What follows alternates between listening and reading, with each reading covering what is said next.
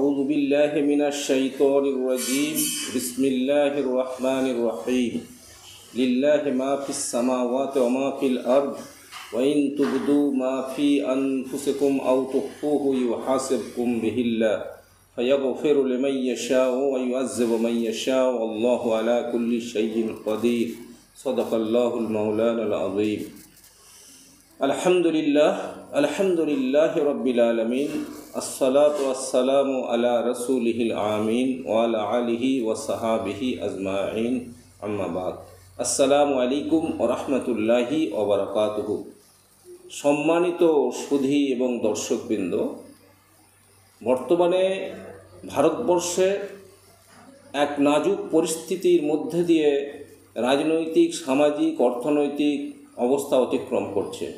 এই সংশ্লিষ্ট সময়ে ওয়াকফ যেহেতু মুসলিমদের নিজস্ব সম্পত্তি, সেই সম্পত্তিতে বর্তমান কেন্দ্রীয় সরকার তার কুনজর এখানে ফেলেছে এবং এটাকে রাষ্ট্রীয় সম্পত্তি এবং করার এবং জাতীয়করণ করার জন্যে অপপ্রচেষ্টা করছে।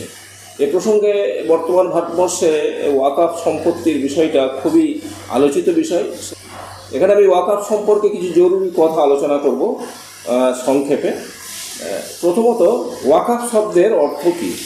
এই ওয়াকফ শব্দের অর্থের ব্যাপারে যেটা আমরা পেয়েছি সেটা হচ্ছে কোনো জিনিসের প্রতি নিষেধাজ্ঞা আরোপ করা বা তাকে বন্দি করে রাখা বা তাকে থামিয়ে দেওয়া বা রুখে দেওয়া বা আটকে দেওয়ার প্রচেষ্টা করা। তো এটা হচ্ছে শাব্দিক অর্থ। এবার পারিভাষিক অর্থ হচ্ছে যখন কোনো মুসলিম তার স্থাবর বা অস্থাবর সম্পত্তি আল্লাহর নামে উৎসর্গ করে ধর্মীয় উদ্দেশ্যে বা জনকল্যাণমূলক কাজে বা দাতব্য কাজে, তখন সেই সম্পত্তি ওয়াকফ সম্পত্তিতে পরিণত হয়। উল্লেখ্য, দানের সম্পত্তির সঙ্গে ওয়াকফ সম্পত্তির বিশেষ মৌলিক পার্থক্য আছে। দানের সম্পত্তি যদি কোনো ব্যক্তিকে দান করে, তাহলে সেই সম্পত্তির মালিক উক্ত ব্যক্তি হয়ে যায়, সম্পত্তির মালিকানার পরিবর্তন হয়ে যায় এবং সে ব্যক্তি তাকে নিজে বিক্রিও করতে পারেন, তাকে খরচ করতে পারেন, নিজের মালিকানায় আনতে পারেন। কিন্তু কোনো সম্পত্তি যখন ওয়াকফ করা হবে, তখন সেই সম্পত্তিটা নির্দিষ্ট ট্রাস্ট, সংস্থা বা ওয়াকফ বোর্ডের অধীনে চলে যাবে এবং এর মালিকানা কেবলমাত্র আল্লাহর জন্য নির্দিষ্ট হয়ে যাবে। এমনি মূলত ইসলামী আইন এবং ইসলামী অর্থনীতি অনুযায়ী পৃথিবীতে যা সম্পত্তি আছে, পৃথিবীতে যা কিছু আছে আকাশ এবং পৃথিবীতে, তার মূল মালিক হচ্ছেন আল্লাহ সুবহানাহু ওয়া তাআলা। আমি বক্তব্যের শুরুতে যে আয়াত তেলাওয়াত করেছি, সূরা বাকারার 284 নম্বর আয়াত, সেখানে বলা হয়েছে লিল্লাহি মা ফিস সামাওয়াতি ওয়া মা ফিল আরদ। আকাশ এবং পৃথিবীতে যা কিছু আছে সমস্ত কিছুর মূল মালিক হচ্ছেন আল্লাহ। তারপরে আমাদের এই পার্থিব নিয়মে আমাদেরকে সাময়িকভাবে আমাদের কাছে যে সম্পত্তি বা যে সম্পদ থাকে তার সাময়িক এবং সুনির্দিষ্ট কয়েকদিন বা কয়েক বছরের জন্য আমরা তার সাময়িক মালিক হই। কিন্তু এই টোটাল সম্পত্তি, পৃথিবীর সমস্ত সম্পত্তির মূল মালিক হচ্ছেন আল্লাহ। এবং ওয়াকফকারীরা সেজন্য এই আল্লাহকে নির্দিষ্ট করে তার স্থায়ী মালিকানা এবং সাময়িক মালিকানা দুটোকেই এখানে বিলিয়ে দিয়ে আল্লাহর মালিকানায় ওয়াকফ সম্পত্তিকে দিয়ে দেয়। তো এবারে ওয়াকফের ব্যাপারে যেটা মানুষের জানার আছে যে ওয়াকফ কত প্রকারের। তো এখানে যেটা আমরা পেয়েছি সেটা হচ্ছে 4 প্রকারের ওয়াকফ। একটা হচ্ছে দাতব্য, যেটাকে ওয়াকফে লিল্লাহ বলা হয়। এটা হচ্ছে ফার্স্ট ক্যাটাগরি। সেটা হচ্ছে যে একজন ব্যক্তি তার সম্পত্তির একটা অংশ বা সমূহ সম্পত্তি সে ওয়াকফ করে দিলেন দাতব্য বা আল্লাহর ওয়াস্তে। সেখান থেকে সেই সম্পত্তি থেকে কেবলমাত্র ধর্মীয় কোনো কাজে অথবা সামাজিক কাজে অথবা দাতব্য কাজে বা জনসাধারণের কল্যাণের জন্য এটা ব্যয় হবে। দ্বিতীয় যে প্রকার সেটা হচ্ছে পারিবারিক ওয়াকফ, যেটাকে ওয়াকফে আওলাদ বলে। এটা আমরা ভালোভাবে জানি যে একজন বা কয়েকজন ব্যক্তি তাদের পরবর্তী বংশধর বা জেনারেশনরা সেই সম্পত্তির লাভ মানে তারা সম্পত্তি থেকে তারা ফলভোগ করবে, এই যে এটাকে ওয়াকফে আওলাদ বলে। তৃতীয় যে প্রকার সেটা হচ্ছে যে যৌথ ওয়াকফ, যে কোনো একটা সম্পত্তিকে ওয়াকফ করা হলো, তার সুনির্দিষ্ট একটা অংশ ওয়াকফ লিল্লাহ হলো আর সুনির্দিষ্ট একটা অংশ হবে ওয়াকফে আওলাদ বা তার পরবর্তী বংশধরদের জন্য তারা ভোগ করবে। আর চতুর্থ একটা হচ্ছে স্বনিবেদিত, যেটা নিজের জন্যে কোনো মানুষ ওয়াকফ করে রাখতে পারে, যেটার মালিক হবে ওয়াকফ বোর্ড, কিন্তু তার সুফল সে ব্যক্তি ভোগ করতে পারবে। এটা হচ্ছে ওয়াকফের ব্যাপারে এটা আমাদের প্রশ্ন এবং আমাদের উত্তর। এরপরে যেটা সেটা হচ্ছে ওয়াকফ সম্পত্তি কি জাতীয়করণ করা যায়? এ ব্যাপারে বর্তমান কেন্দ্রীয় সরকার ওয়াকফ সম্পত্তিকে জাতীয়করণ এবং রাষ্ট্রায়ত্তকরণ করার জন্য যে অপপ্রচেষ্টা করছে, আমরা সে ব্যাপারে মুসলিম উম্মাহ এর মানে চরমভাবে বিরোধিতা করছি। কেন এটা কোনোভাবেই জাতীয়করণ করা উচিত নয়। কেন এর যে ক্যারেক্টার সেটা যদি আপনাদের সামনে আমরা বর্ণনা করি এবং এর ইতিহাসের দিকে যদি আমরা দৃষ্টি দিই, তাহলে দেখব যে এটা কোনো মতেই জাতীয়করণ করা উচিত নয়। 1937 সালে অবিভক্ত ভারতে বা আমাদের যখন স্বাধীন হয়নি, 1937 সালে শরীয়ত অ্যাপ্লিকেশন অ্যাক্ট পাস করা হয়েছিল ইংরেজ আমলে। তো এর অধীনে 8টা বিষয়, যেটা মুসলিমদের দেওয়ানি আইন বা সিভিল ল, সেখানে বিবাহ, তালাক, খোলা, বিচ্ছেদ, হেবা, উইল, উত্তরাধিকার এবং ওয়াকফ, এই 8টা বিষয়কে রাখা হয়েছিল যে এই বিষয়ে মুসলমানদের নিজেদের মধ্যে যখন কোনো বিরোধ বাঁধবে বা লেনদেনের ব্যাপারে কোনো সমস্যা আসবে, সেখানে মুসলমান সংস্থা এবং তারা শরীয়ত মানে আইন অনুযায়ী এগুলোর ফয়সালা করবে এবং এখানে উভয় পক্ষ অবশ্যই মুসলিম হতে হবে। তো পরবর্তীতে আদালতের মাধ্যমে সংশ্লিষ্ট বিষয়ের কিছু বিরোধ দেখা দিলে, মানে স্বাধীন ভারতবর্ষে যখন সুপ্রিম কোর্ট বা হাইকোর্টের কিছু রায়ের পরিপ্রেক্ষিতে যখন দেখা গেল যে 1937 সালের এই শরীয়ত অ্যাপ্লিকেশন অ্যাক্টের বিরোধী কিছু তারা আইন প্রণয়ন করলেন বা তারা মতামত দিলেন মাননীয় সুপ্রিম কোর্ট বা হাইকোর্ট, সেখানে পরবর্তীতে 1954 সালে আবার পার্লামেন্টে এই ওয়াকফ বিলকে পাস করানো হয় এবং সেখানে এই ওয়াকফ বিলকে আরও মজবুত করা হয় এবং 1973 সালে অল ইন্ডিয়া মুসলিম পার্সোনাল ল বোর্ড গঠন করা হয়। পরবর্তীতে আদালতের সাথে মুসলিম পার্সোনাল লয়ের যে সংঘাত, সেই সংঘাতের যে বিরোধিতা করা, তাকে বোঝানো, সুপ্রিম কোর্ট বা হাইকোর্টকে এ ব্যাপারে বোঝানো, এই ব্যাপারগুলো মুসলিম পার্সোনাল ল এবং সেটা জনগণের সম্মিলিত আন্দোলনের মাধ্যমে প্রতিবাদ করা, এগুলো মুসলিম পার্সোনাল ল বোর্ড 1973 সাল থেকে তারা এই কাজটা করে আসছেন। এবং 1995 সালে নতুন ওয়াকফ আইন আবার তৈরি হয়, পার্লামেন্টে পাস হয় এবং সেখানে ওয়াকফ বোর্ডগুলোকে আরও বেশি ক্ষমতা দেওয়া হয়। 1995 সালে যে আইনটা পাস হয় ওয়াকফের ব্যাপারে, সেখানে ওয়াকফ বোর্ডগুলোকে বেশি ক্ষমতা দেওয়ার কারণে তারা আবার সেই ক্ষমতার কুফল তারা দেখায়। তারা গভর্নমেন্ট বা অফিসারদের সঙ্গে তারা সমঝোতা করে অবৈধ ইজারা বা লিজ দেওয়া শুরু করেন, কোনো ক্ষেত্রে বিক্রি করে দেন। এই অভিযোগগুলো আমাদের কাছে আসে। পরবর্তীতে 2013 সালে এই ওয়াকফ আইন আবার সংশোধন করে তার ক্ষমতা আরও বেশি দেওয়া হয় এমনভাবে যাতে করে এই ওয়াকফ সম্পত্তি বিক্রি করা না যায় এবং এ ব্যাপারে খুব বেশি জোর দেওয়া হয়। এ প্রসঙ্গে উল্লেখ্য, যা ভারতীয় সংবিধানের আর্টিকেল 26 এবং আর্টিকেল 29 এই ওয়াকফ যে মুসলমানদের সম্পত্তি এবং এটা মুসলমানরাই সংরক্ষণ করবে, এ ব্যাপারে সংবিধান পরিপূর্ণরূপে এখানে তার সহমত পোষণ করে এবং ভারতীয় সংবিধানের ব্যাপারে তার পরিষ্কার দৃষ্টিভঙ্গি রাখে। এখানে আর্টিকেল 26-এ বলা হচ্ছে right to form and maintain institution, অর্থাৎ মুসলমানরা বা সংখ্যালঘুরা তাদের ধর্মীয় এবং শিক্ষা প্রতিষ্ঠান তৈরি করতে পারবেন এবং সেগুলো মেনটেন করার সম্পূর্ণ অধিকার এই সংখ্যালঘু প্রতিষ্ঠান এবং সংখ্যালঘু মানুষদের থাকবে। এ ব্যাপারে তৃতীয় কোনো সংস্থা বা তৃতীয় কোনো ব্যক্তি হস্তক্ষেপ করবে না। আর্টিকেল 29 একে আরও মজবুত করে। আর্টিকেল 29 বলে যে ধর্মীয় এবং ভাষাগত এবং সাংস্কৃতিক বিষয়ে সংখ্যালঘুদের স্বার্থ রক্ষা করা হবে এবং এ ব্যাপারে সংবিধান তাকে সম্পূর্ণ এখতিয়ার দিয়েছে। সংখ্যালঘু সম্প্রদায়ের স্বতন্ত্র পরিচয় এবং ঐতিহ্যের উন্নয়ন নিশ্চিত করবে আর্টিকেল 29। তাহলে এখান থেকে আর্টিকেল 26 এবং আর্টিকেল 29 থেকে আমরা পেলাম যে সংবিধান পরিপূর্ণরূপে ওয়াকফ সম্পত্তি এবং অন্যান্য ভাইদের ধর্মীয় যে সম্পত্তি বা দেবত্ব সম্পত্তি অন্যান্য সম্প্রদায়ের, তারা নিজেদের ধর্মীয়ভাবে তারা এটাকে মানে করতে পারবেন, মেনটেন করতে পারবেন। এখন আমাদের কাছে যেটা সবথেকে ভাইটাল প্রশ্ন, 2024 ওয়াকফ সংশোধনী বিলটা আসলে কি, এটা আমাদের কাছে পরিষ্কার হওয়া দরকার। এই বিলটি অমুসলিম সদস্যদের অন্তর্ভুক্ত করার জন্য কেন্দ্রীয় ওয়াকফ কাউন্সিল এবং ওয়াকফ বোর্ডের গঠন পরিবর্তন করবে। সার্ভে কমিশনারকে কালেক্টর দ্বারা প্রতিস্থাপিত করা হয়েছে, তাকে ওয়াকফ সম্পত্তির জরিপ পরিচালনা করার ক্ষমতা দেওয়া হয়েছে। এই বিল যদি পাস হয়, 2024 ওয়াকফ বিল যদি পাস হয়ে যায়, তাহলে ওয়াকফ সম্পত্তি ব্যাপার নিয়ে কোনো ব্যক্তি যদি ডিসপুট দেখায় যে সংশ্লিষ্ট ওয়াকফ সম্পত্তি এটা ওয়াকফ নয় বরং অন্য কারো সম্পত্তি, যদি ডিসপুট দেয়, সেখানে এতদিন পর্যন্ত ওয়াকফ বোর্ড এর ফয়সালা করতেন এবং এর জরিপ করতেন এবং এর ক্যারেক্টার মেনটেন করতেন।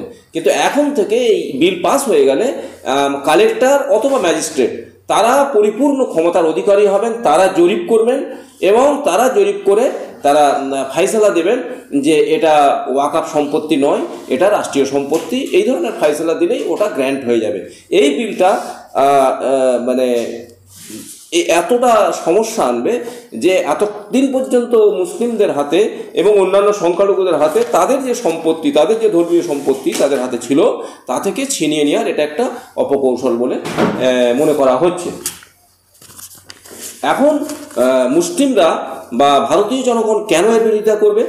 এর কারণ হচ্ছে যে ভারতে মোট 8,70,000টি ওয়াকফ সম্পত্তি আছে, সংখ্যায় 8,70,000, এবং যার পরিমাণ হচ্ছে 9,40,000 একর।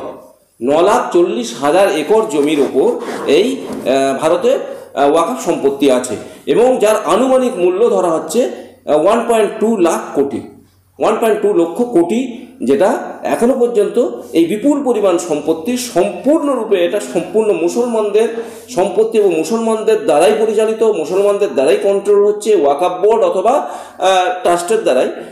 এবং সেখানে অসংখ্য মসজিদ, ধর্মীয় প্রতিষ্ঠান, মাদ্রাসা, শিক্ষা প্রতিষ্ঠান এবং ইয়াতিমখানা, হোস্টেল, অতিথিশালা সহ বিভিন্ন জনকল্যাণমূলক এবং সামাজিক কাজে এই ওয়াকফের সম্পত্তি সরাসরিভাবে এবং তার যে আয় বা ইনকাম তা থেকে এই খরচগুলো চালানো হচ্ছে। কিন্তু এইগুলো বর্তমানে যদি 2024 ওয়াকফ বিল পাস হয়ে যায়, সম্পূর্ণটাই মুসলমানদের হাত থেকে এটা চলে যাবে, এটা সম্পূর্ণ রাষ্ট্রীয় সম্পত্তি হিসেবে। তো এই পজিশনে, এই অবস্থায় মুসলমানদের করণীয় কী? তো মুসলমানরা সেজন্যে প্রথমেই যেটা তাদের কাছে একটা অপরচুনিটি এসেছিল যে বিলটা প্রথমে উত্থাপিত হওয়ার পর বিরোধী দলের বিরোধিতার কারণে বিলটি জয়েন্ট পার্লামেন্টারি কমিটি জেপিসিতে বিলটা যায়। জেপিসি তখন ভারতবর্ষের মানুষদের কাছে এর মতামত জানতে চায়, বিশেষ করে মুসলমানদের কাছে এর মতামত জানতে চায় এবং 5 কোটি মুসলিম ইমেলের মাধ্যমে এই বিলটা রিজেক্ট করে দিয়েছে, তার এগেনস্টে তারা মতামত দিয়েছে। এটা হচ্ছে মুসলমানদের প্রাথমিক পদক্ষেপ। দ্বিতীয় যে পদক্ষেপ তারা করেছেন সেটা হচ্ছে যে দ্বিতীয়ত জেপিসিতে যে সকল বিরোধী এমপি আছেন, বিরোধী অর্থাৎ বিজেপি বিরোধী যে সমস্ত এমপি আছেন, তাদের কাছে আমরা আবেদন রেখেছি যে তারা যেন জেপিসির মিটিংয়ে, প্রত্যেকটা মিটিংয়ে পরিপূর্ণরূপে এই বিলের বিরোধিতা করেন। ইতিপূর্বে কল্যাণ ব্যানার্জি, আমাদের পশ্চিমবঙ্গের এমপি শ্রীরামপুরের, উনি মানে উল্লেখযোগ্যভাবে এই জেপিসির একটা মিটিংয়ে তিনি বিরোধিতা করেছেন এবং এ ব্যাপারে তিনি আহত হয়েছেন, গুরুতর আহত হয়েছিলেন। এই জন্য আমরা তাকে সাধুবাদ জানাই এবং সমস্ত বিরোধী এমপি, বিশেষ করে আমাদের যারা পশ্চিমবঙ্গের টিএমসির আছেন, তাদের কাছে আমরা আবেদন রাখছি তারা যেন জেপিসির মিটিংয়ে যারা আছেন তারা যেন তীব্র বিরোধিতা জেপিসির সমস্ত মিটিংগুলোই করেন, এই বিলটা যাতে পাস না হয়। তৃতীয়ত আমরা আমাদের রাজ্য সরকারের কাছে আবেদন করব যে ইতিপূর্বে তেলেঙ্গানা সরকার, তামিলনাড়ু সরকার এবং কেরালা সরকার তারা তাদের অ্যাসেম্বলিতে এই বিলের বিরুদ্ধে ওয়াকফ 2024 ওয়াকফ বিলের বিরুদ্ধে তাদের অ্যাসেম্বলিতে রেজুলেশন পাস করেছে যাতে করে এই বিলটা পাস না হয় এবং তারা তার বিরুদ্ধে সম্পূর্ণ তাদের মতামত দিয়েছেন। কিন্তু আমরা এখনো পর্যন্ত ওয়েস্ট বেঙ্গলে পশ্চিমবঙ্গ সরকার, তৃণমূল সরকার, তারা এখনও এই বিলের বিরুদ্ধে রেজুলেশন পাস করেনি। সেই জন্য আমরা খুব দ্রুততার সঙ্গে পশ্চিমবঙ্গ সরকার তথা টিএমসি গভর্নমেন্টকে আমরা আবেদন করছি, জোরালো আবেদন করছি, তারা অতি সত্বর যেন তারা তাদের অ্যাসেম্বলিতে এই বিলের বিরুদ্ধে তাদের রেজুলেশন করে এই বিলের বিরোধিতা করে। চতুর্থত, বিজেপি বিরোধী যত এমপি আছেন সকলের কাছে আমাদের আবেদন, বিলটি পার্লামেন্টে যখন উত্থাপন হলে কোনো রকম ওয়াকআউট না করে সকলে উপস্থিত থেকে এই বিলের বিরুদ্ধে ভোট দিয়ে এই বিলকে রোখার জন্য তাদের কাছে জোরালো আবেদন আমরা করছি সারা ভারতবর্ষব্যাপী যত বিজেপি বিরোধী এমপি আছেন। আর বিশেষ করে টিএমসির সকল এমপিদের কাছে এটা আরও বেশি জোরালোভাবে আমরা আবেদন জানাচ্ছি, যেহেতু আমরা পশ্চিমবঙ্গের মানুষ, এবং মমতা ব্যানার্জির কাছে আমরা আবেদন জানাচ্ছি মুখ্যমন্ত্রী হিসেবে, যে এই বিষয়টা তারা যত বিরোধী এমপি আছেন, বিজেপি বিরোধী এমপি আছেন সারা ভারতবর্ষে, এটাকে একটা জাতীয় সমস্যা হিসাবে তারা যেন আনেন পার্লামেন্টে, এবং তারা ঐক্যবদ্ধভাবে এই বিলের বিরুদ্ধে সোচ্চার হয়ে বিলকে পাস না হওয়ার ব্যাপারে যথাসম্ভব প্রচেষ্টা করেন। এটা হচ্ছে রাজনৈতিক দল বা এমপি যারা আছেন তাদের কাছে আমাদের আবেদন। এরপরে যদি বিলটা পাস হয়ে যায়, তখন মুসলিম জনসাধারণের যেটা প্ল্যানিং আছে, সেটা পরিকল্পনা আছে যে সম্মিলিতভাবে সমস্ত মুসলিম সংগঠন এবং আমাদের ভারতবর্ষে যে সমস্ত সচেতন অমুসলিম ভাইয়েরা আছেন, হিন্দু, শিখ, বৌদ্ধ, তাদেরকেও আমরা ঐক্যবদ্ধ করে আমরা সম্মিলিত আন্দোলনে এটা নামব। ওয়াকফ সম্পত্তি সংরক্ষণের বিষয়ে যে কথাটা আমাদের প্রত্যেকের গুরুত্ব দেওয়া দরকার, সেটা হচ্ছে যে আমাদের নিজস্ব সম্পত্তি সংরক্ষণ এবং কারো হাত থেকে উদ্ধার করার জন্য, রক্ষা করার জন্য এই কাজটা আমাদের জন্য ফরজ। আমাদের নিজেদের সম্পত্তি রক্ষা এবং তার সংরক্ষণ করা যেমন ফরজ, ঠিক সেই রকম মুসলিম উম্মার জন্যে এই ওয়াকফ সম্পত্তি সংরক্ষণ করা এবং তার তদারকি করা এবং কেউ যদি এটাকে ছিনিয়ে নেয় তার থেকে রক্ষা করা, উদ্ধার করা, এটা হচ্ছে ফরজ কাজ। এবং এই কাজটা জেহাদের সমতুল্য। নিজের সম্পত্তি রক্ষার জন্য যেমন আমাকে জেহাদ করেও তার প্রাণ দিয়েও আমাকে সম্পত্তি রক্ষা করতে হবে, ঠিক মুসলিম উম্মা সম্মিলিতভাবে এই ওয়াকফ সম্পত্তি রক্ষার জন্য তারা ময়দানে নেমে তারা যে কোনো ধরনের প্রাণপণ প্রচেষ্টা চালাবে। এটা তাদের ফরজ কাজ, এটা তাদের দিনই ফরিজা। এবং আজই তার প্রক্রিয়া, এবং কয়েকদিন আগেই তার প্রক্রিয়া শুরু হয়েছে। আমরা নভেম্বরের শুরুতেই এ ব্যাপারে জামাত ইসলামীর পক্ষ থেকে আমরা রাস্তায় নেমে প্রতিবাদ করেছি, বিক্ষোভ মিছিল করেছি।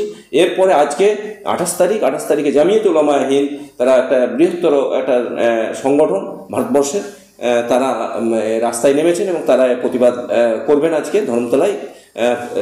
তাদের প্রোগ্রাম শুরু হয়ে গেছে এবং আমরা সেখানে আজকে উপস্থিত থাকার কথা, কিন্তু বিশেষ কারণে উপস্থিত না থাকতে পেরে আমরা খুবই দুঃখিত।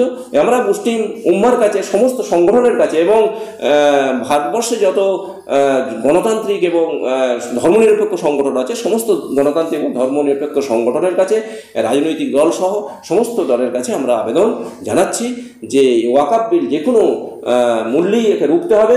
যদি এটা পাস হয়ে যায় কোনোক্রমে, তাকে বাতিল করার জন্যে জোরালো আবেদন করতে হবে এবং জনসাধারণের কাছে আমরা এটা অ্যাপিল রাখলাম।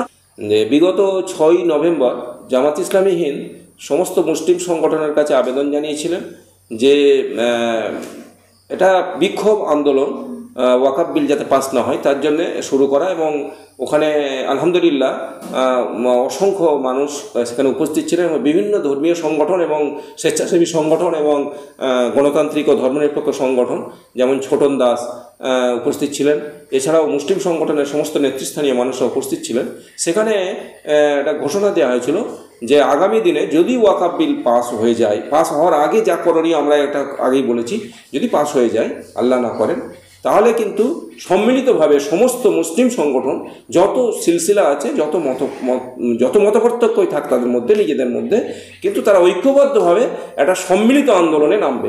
আমরা দেখেছি বিগত 19 নভেম্বর আমাদের সম্মিলিতভাবে শহীদ মিনারের ওখানে সভা হয়েছে এবং আজকে 28 তারিখ 28শে নভেম্বর আজকেও জামিয়াতুল উলামা হিন্দের আহ্বানে সেখানেও সম্মিলিতভাবে সভা হচ্ছে এবং আগামী 19শে ডিসেম্বর তোহা সিদ্দিকী এটা আহ্বান করেছেন। এবং শুধু তোহা সিদ্দিকী বলে নয়, যত মুসলিম সংগঠন আছেন তারা যে কোনো সংগঠন তারা আহ্বান করলে আমরা সবাই উপস্থিত থাকব। সেদিন 6 নভেম্বর রেজুলেশন করা হয়েছে এবং সে ব্যাপারে সাজ্জাদ সাহেব আমাদেরকে এ ব্যাপারে করেছেন যে আমরা সব সময় যে কোনো মানে দল, যে কোনো সংগঠন এটা আহ্বান করলেই আমরা সেখানে সম্মিলিত হব, উপস্থিত হব। এই এবং সাধারণ মুসলমানদের কাছে আমরা এবং গণতন্ত্রের প্রেমী মানুষের কাছে আবেদন করছি যে ওয়াকফ বিল বিরুদ্ধে যে সভাই হোক, যে সমিতি হোক, যে বিক্ষোভ সভাই হোক, সেখানে আমরা সম্মিলিতভাবে উপস্থিত থাকবো ইনশাল্লাহ। এই আশা রেখেই আমি আমার এখানে বক্তব্য শেষ করছি।